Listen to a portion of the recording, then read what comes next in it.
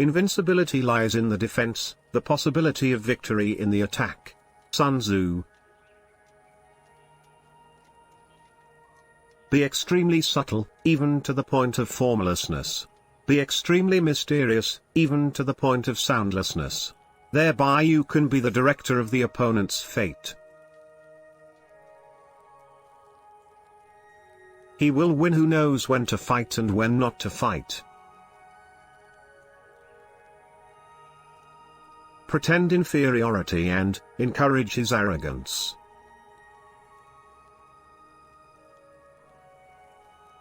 All men can see these tactics whereby I conquer, but what none can see is the strategy out of which victory is evolved.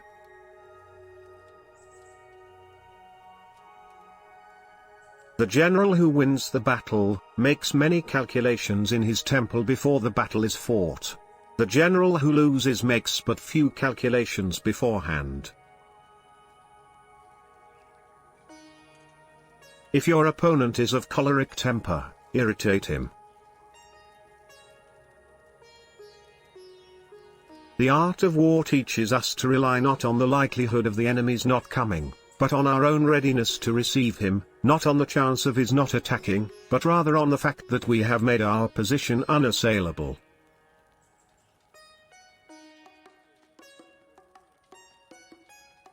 There has never been a protracted war from which a country has benefited. Know thyself, know thy enemy. 1,000 battles, 1,000 victories.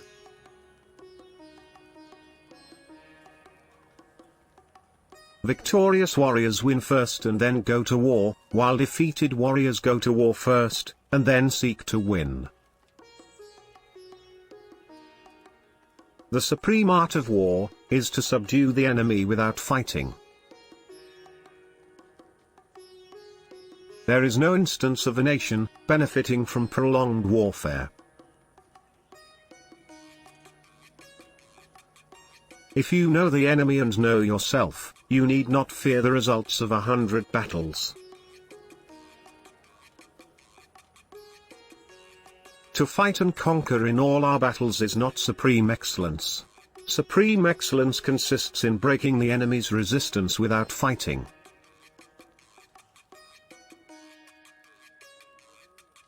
Regard your soldiers as your children, and they will follow you into the deepest valleys. Look on them as your own beloved sons, and they will stand by you even unto death.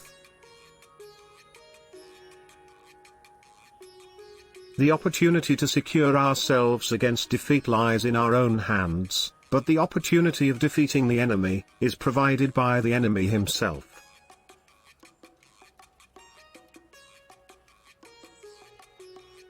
Know your enemy and know yourself, and you can fight 100 battles without disaster.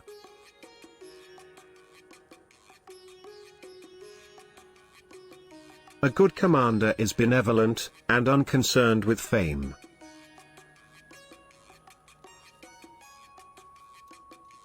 The quality of decision is like the well-timed swoop of a falcon, which enables it to strike and destroy its victim.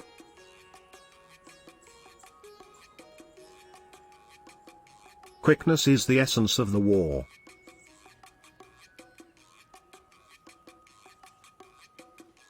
The art of war is of vital importance to the state. It is a matter of life and death, a road either to safety or to ruin. Hence it is a subject of inquiry which can on no account be neglected. Confront them with annihilation, and they will then survive. Plunge them into a deadly situation, and they will then live. When people fall into danger, they are then able to strive for victory.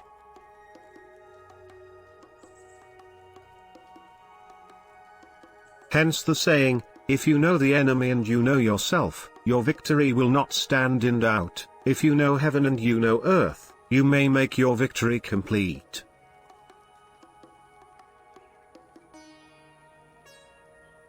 Supreme excellence consists in breaking the enemy's resistance without fighting.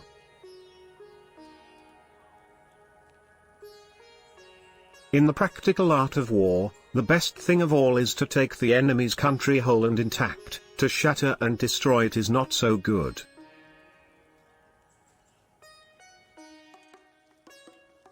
Secret operations are essential in war, upon them the army relies to make its every move. Thus, what is of supreme importance in war, is to attack the enemy's strategy.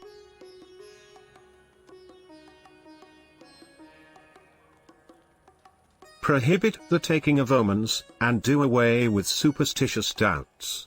Then, until death itself comes, no calamity need be feared.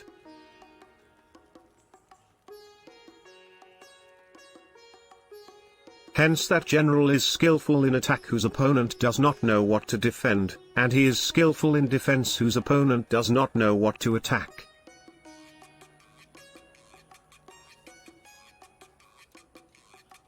It is essential to seek out enemy agents, who have come to conduct espionage against you and to bribe them to serve you.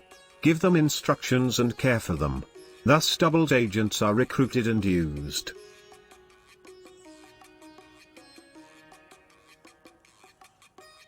If you are far from the enemy, make him believe you are near.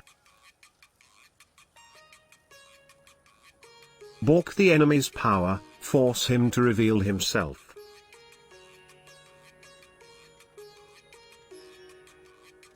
He who is prudent and lies in wait for an enemy who is not, will be victorious. Thus it is that in war the victorious strategist only seeks battle after the victory has been won, whereas he who is destined to defeat first fights and afterwards looks for victory. For to win 100 victories in 100 battles is not the acme of skill. To subdue the enemy without fighting is the acme of skill.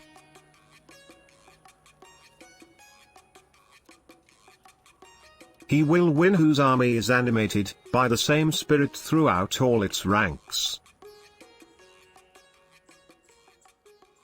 If ignorant both of your enemy and yourself, you are certain to be in peril. He will win who knows how to handle both superior and inferior forces. The enlightened ruler is heedful, and the good general full of caution.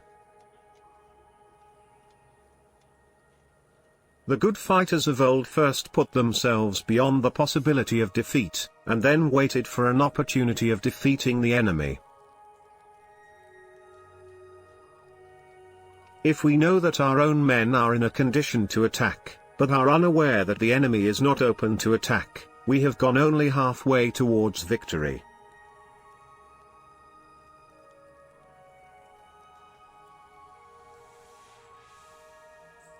To see victory only when it is within the ken of the common herd is not the acme of excellence.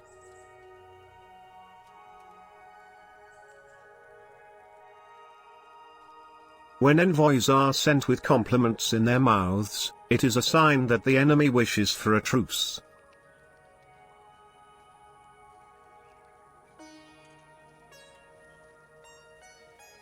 Of all those in the army close to the commander, none is more intimate than the secret agent. Of all rewards none more liberal than those given to secret agents. Of all matters none is more confidential than those relating to secret operations.